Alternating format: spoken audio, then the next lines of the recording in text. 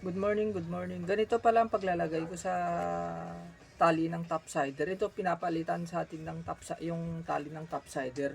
Papakita ko sa inyo kung paano ko ginagawa nilalagay itong topsider. Ito yung napalitan na. Ayan. Ayun, dito sa isa, papakita ko kung paano ko nilalagay. Ito, una, iduktong nyo muna yung luma dito sa bago. Tapos lagyan mo ng stitches yan para matibay saka hindi mapigtas, mahila, matanggal dun sa pinagdikitan. Didikit mo na ito sa rugby. Ayan, ito yung luma. Ito yung luma mismo. Ito yung bago. Bali pinagduktong yan. Tapos ang gagawin nyo, hilahin mo nyo na lang ng hilahin nyo na lang ng ganyan. Ayan. Habang hindi hila nyo yan, kailangan ipantay nyo dun sa kung paano yung forma dito sa isa. Dito sa may butas para maganda tingnan, portion. Ayan, okay na siya. Ayun, ganyan lang siya. Oh. Ayan. Ganito lang yung paglalagay. Ayan, hinihila ko ulit, hihilahin ko. Kailangan, kung mas mahirap, kasi okay lang yung ganito. May iba kasi na yung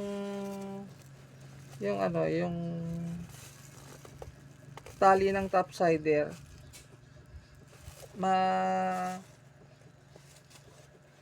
mabilis mapigtas. Kaya ito, pero ito okay pa naman. Ganito siya. Hihilahin mo lang.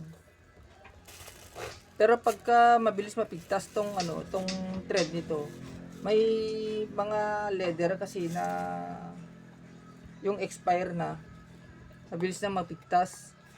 Kaya ang ginagawa ko dun, ginagamitan ko ng tali.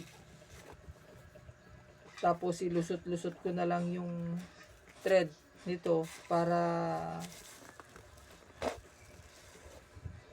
hindi mapigtas. Yan, ganito lang oh.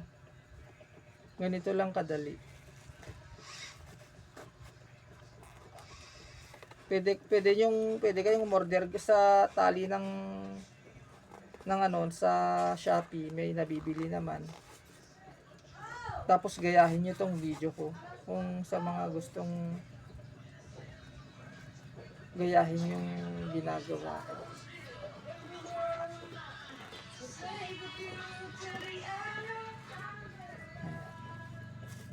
Ganyan siya. Tapos hilahin ulit. Ay, natanggal na pala yung isa. Okay, sa mga gustong magpa-repair, message nyo na lang po ako. Ito pala ay leather. Nabili natin dito sa Tugigaraw, dito sa may Long Last Eder. Sa mga may topsider, nagpapalit din ako ng tali. Saka nagpapalit din ako ng swelas, nagsha-shine para gumanda at maging bago yung sapatos. Sa mga gustong magpagawa, message nyo na lang po ako. And salamat and God bless sa ating lahat. Thank you.